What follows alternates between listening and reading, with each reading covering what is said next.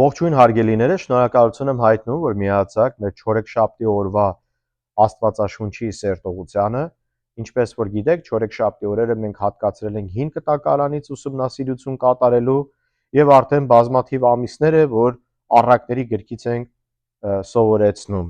Այս չորեքշաբթի օր մենք ուսումնասիրել ենք 11-րդ գլուխը 5-ից 8 համարներ։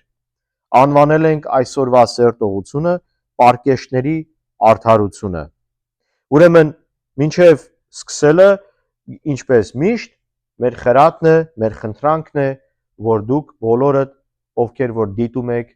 եւ լսում եք այս խոսքերը, ամբողջությամբ դիտեք եւ լսեք եւ փոխանցեք ձեր մտերիմներին եւ ձեր ավետարանության աշխատանքը եւ պարտականությունը Տիրոջ համար կատարեք։ Եկեք մի բան մեր գլուխները խոնարհենք, աղոթենք ու անցնենք սերտողությանը։ Տեր Հիսուս, շնորհակալ ենք մենք այս հնարավորությունների համար, շնորհակալ ենք մեր ունկնդիրների եւ դիտողների համար։ Աղոթում եմ նրանց առատորեն օրհնես, Տեր Աստված, ինչ կարիքներ որ ունեն, դու գիտես, Տեր Աստված, զորացրու նրանց, օգնիր նրանց, առաջնորդիր նրանց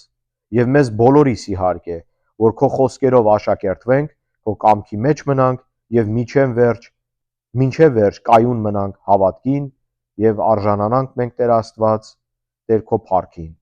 Տեր գիտենք, որ փրկությունը մեր արժանինքներով չի, այլ քո շնորհով է, ու դրա համար խնդրում եմ Տեր, որ յուրաքանչյուրս ապաշխարության գանք, վերստին ծնունդ ունենանք, ընդունենք քեզ Հիսուս որպես Տեր եւ Փրկիչ,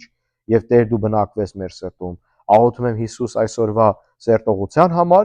օրհնիր մեզ, զորացրու եւ քո խոսքերը միմիայն թող հնչեն այստեղ այս հարթակից։ Աղոթում ենք Հիսուսի անունով, ամեն։ Հարգելիներս, ուրեմն ինչպես ասացի, 11-րդ գլուխն ենք ուսումնասիրում 5-ից 8 համարները։ Առաջի կետը անվանել ենք սա ով է պարկեշտը։ Եկեք կարդանք 5-րդ համարը եւ ուսումնասիրենք Տիրոջ խոսքերը։ Պարկեշտների արդարությունը կուղի նրանց ճանապարհը, բայց անիրավը կընկնի իր անիրավությամբ։ Ուրեմն պարկեշտների արդարությունը կուղի նրանց ճանապարհը։ Սա ինչ է նշանակում։ Նա ով իր կյանքը տվել է Տիրոջը, ապաշխարել է եւ վերստին ծնվել է։ Նա արդարացած է եւ Սուրբ Հոգին է նրա մեջ գործում եւ բնակվում։ Քանի որ արդարացած է, ուրեմն վերականգնվել է իր հարաբերությունը Աստծո հետ ու նա խաղաղություն ունի Տիրոջ հետ։ Հետևաբար նա պարկեշտ է։ Աստված, որ իր մեջ է ուղի նրան, իհարկե, եւ իր ճանապարհները։ Սակայն նա ով Տիրոջը չի ընդունել Հիսուս Քրիստոսին, Աստված չունի, նա չի ապաշխարը, նա վերստին ծնունդ չունի, նա մեղքի մեջ է, նրա վերջը իհարկե կործանումն է։ Սա է միտքը 5-րդ համարի։ Իսկ մյուս կետը 6-րդ համարի մեջ նույն գաղափարի շուրջ է սա։ Գրած է ուղղամիտների արդարությունը նրանց կազատի, բայց անհավատարիմները ցանկության մեջ կբռնվեն։ Այսինքն ուղղամիտները ովքեր են։ Նույն այս ապաշխարած, Տիրոջ ընդունած, Տիրոջ կամքով, ճանապարհով շարժվող եւ ապրող մարդկանց մասին է։ Քանի որ արդարը փրկված է, այն մարդը, որ արդարացած է Հիսուսով, իսկ անհավատը տրված է ինչին։ Մեղքին եւ իր մեղավոր ցանկություններին։ Սա բնազդի պես է աշխատում, մինչև չապաշխարես ու վերստին չծնվես, չես կարող ստանալ Սուրբ Հոգին եւ Սուրբ Հոգու միջոցով էլ վերափոխվել։ Ուրեմն, երբ որ մենք անդրադառնանք 6-րդ համարին մի պահ, գրած է ցանկության մեջ կբռնվեն, որովհետև նրանք միմիայն մեղքի մեջ են եւ մեղքով են նրանք առաջնորդված։ Իրենց բոլոր քայլերը տանում է դեպի կործանման։ Մյուս կետը 7-ից 8 համարների մեջ է եւ գրած է. երբ անիրավը մեռնի, նրա հույսը կվերանա եւ անօրենների ակնկալությունը կկորչի, արդարը կազատվի տագնապից եւ անիրավը նրա տեղը կգնա։ Հարգելիներս, սա ինչ է նշանակում։ Հույսը հավատացյալն ունի, որ հիմնված է Հիսուս Քրիստոսի վրա, քանի որ այս կենթանի հույսը, որ առաջի Պետրոսի նամակի մեջ է գրած, առաջի գլուխ 3-րդ համարում, ունենք մենք,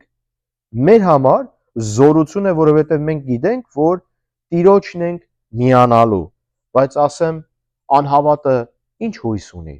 Անհավատը, որ մահացավ, դժոխք է գնալու։ Ուրեմն ուր մնաց նրա հույսը։ Այս աշխարհի սուտ գաղափարների վրա հիմնված եւ իր հպարտության վրա հաստատված, նա չի կարծում, որ մահից հետո միգուցե կյանք կա, կամ պետքություն չի զգում Հիսուսի, որտեղ ասում է ես բարի մարդ եմ, ինչ պետքություն ունեմ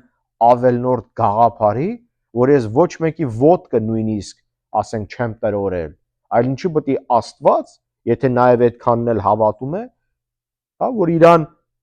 ուղարկի դժոխք, ինքն է խաբեբայությամբ է զբաղվում եւ դրա համար նրա հույսը կորում է, նա տապալվելու է, որովհետեւ նա չունի Հիսուս Քրիստոսին։ Իսկ մեր հավատացյալների համար մենք ունենք Հիսուս Քրիստոսին, հավատում ենք նրան, դավանել ենք նրան որպես Տեր եւ Փրկիչ եւ ապրում ենք հավատքի եւ ապրում ենք հավատքի մեջ։ Ուրեմն մեր համար հույսը Տերն է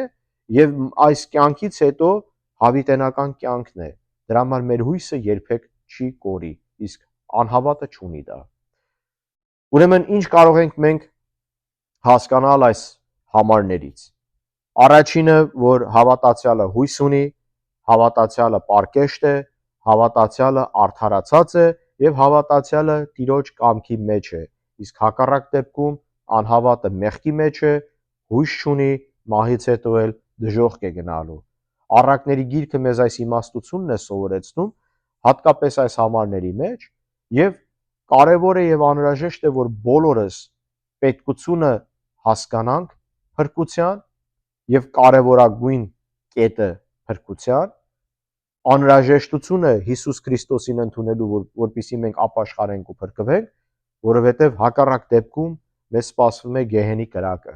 Իսկ չեմ կարծում, որ եթե մենք համարում ենք այս աշխարհը դժվար եւ տանջալի, դժոխքը շատ ավելի ահավոր տեղ է եւ չենք ցանկանում, որ որևիցե մեկը ռիսկի, թողի կամ վերջի րոպե սպասի ապաշխարությունը հիմա է պետք անել, որովհետեւ վաղը անհայտ է ինչ կլինի։ Նույնիսկ մի քանի վայրկյան հետո մենք չգիտենք ինչ կլինի։ Այնպես որ հիմա լսում ես, հիմա է ժամանակը ապաշխարության։ Եվ ապաշխարությունը շատ པարզ է։ Նախ առաջինը պետք է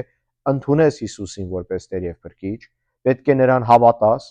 մեղքերդ խոստովանես, փնտրես ու աղաչես Տիրոջը Հիսուս Քրիստոսին, որ մաքրի քո մեղքերը, սրբի քեզ քո բոլոր մեղքերից, ընդունես Հիսուսին եւ խնդրես, որ նա բնակվի քո սրտում, տա քեզ Սուրբ Հոգին եւ քո անունը գրի իր կյանքի գրքի մեջ։ Այդքանն է ընդամենը պահանջվում, մնացածն էլ ապրեք ու շարունակեք աշակերտվել Աստծո խոսքով։ Աղոթում ենք Տերը ձեզ օրհնի, եղեք Տիրոջ կամքի եւ խոսքի մեջ։ Ամեն։